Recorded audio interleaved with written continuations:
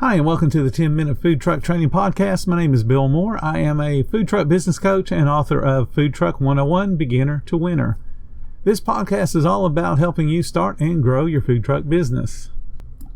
So today I'm going to tell you guys a little story.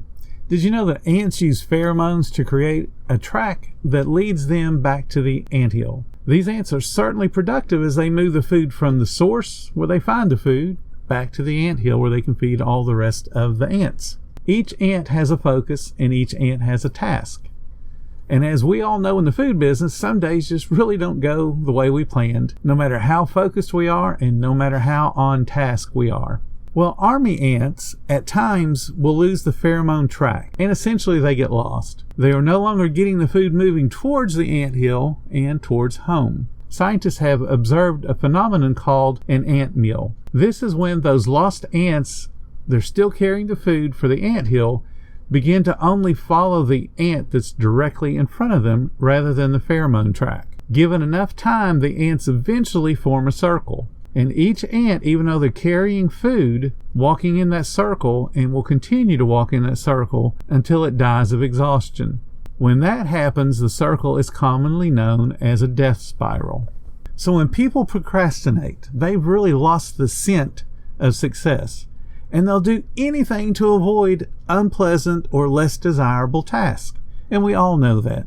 Some people just don't like cutting onions. Other people just hate filtering the fryers. These owners don't understand that when they procrastinate, it only makes you work harder because it puts you under time-strained conditions. Because you're procrastinating, you don't want to do it, so you're kind of stretching out all the other activities so you don't have to do the onions, but eventually you do. Or you're stretching all the cleaning activities until you're just left with the fryer. Whenever you get to that point, then the switch flips the other direction and you're trying to hurry up and get done.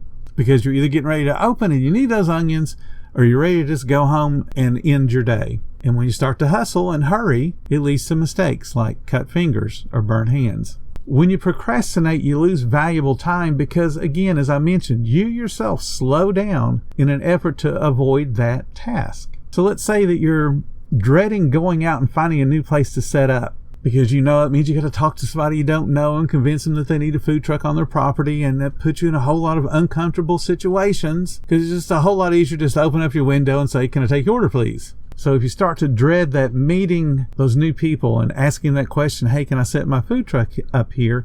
you find yourself going a little bit slower during the prep work, so you don't have the free time to go talk to those people before you open. And of course, once you're in service, well, you definitely can't go talk to them then. And then when you get closed, well, I've got to clean up and I've got to do the fryers. And then, well, it's already too late to go talk to them. So you've wasted the whole day because you dreaded doing something. And you end up saying, "Oops, I'm out of time, so I guess I'll just do that tomorrow." And then all of a sudden, as soon as you've given yourself that permission to not have to face that person and ask them, "Can I come set up at your business?"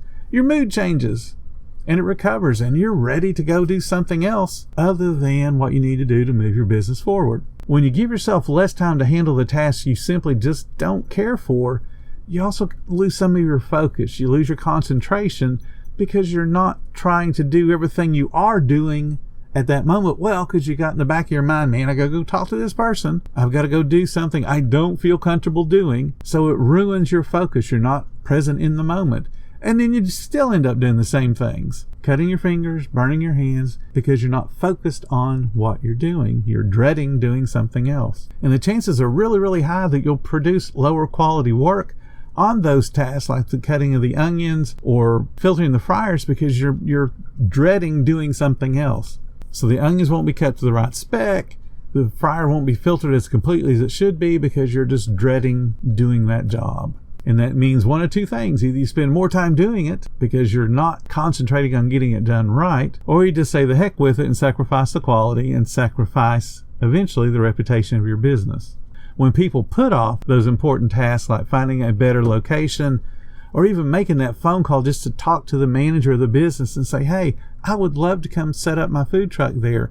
Are you the right person to talk to?" There are people that dread that. They will sit and stare at the phone to work up the nerve to make that phone call and ask that one simple question. There are so many salespeople that will sit in their car rather than go into the business to make that conversation about the sale because they're so worked up about hearing no. No's an answer. No's a good thing because now you know for sure this isn't the place for you to be. But until you go ask that question, you've always got that, I wonder if I can sit up there. This would be a really good place. But until you ask, you don't know. And then you start finding yourself talking negatively. Well, you sit there and go, well, they would have to say no anyway, so I'm just not even going to ask. Or you say to yourself, it's probably a bad location anyway. There's just no point in even asking. And then you say, well, why would they even bother saying yes to me? I'm just a food truck. Why do they even need me? So you're putting yourself down, you're putting your business down, giving yourself a reason not to go ask that hard question. You know, Nike says just do it. And that's really good advice. But some people fill their days with tasks that doesn't really move their business forward. They're busy, but they're not productive. That takes us back to the ants. Ants use those pheromones to create that track that they follow. But then, like I said, sometimes they lose that track and start following each other. Procrastination is you losing that pheromone track.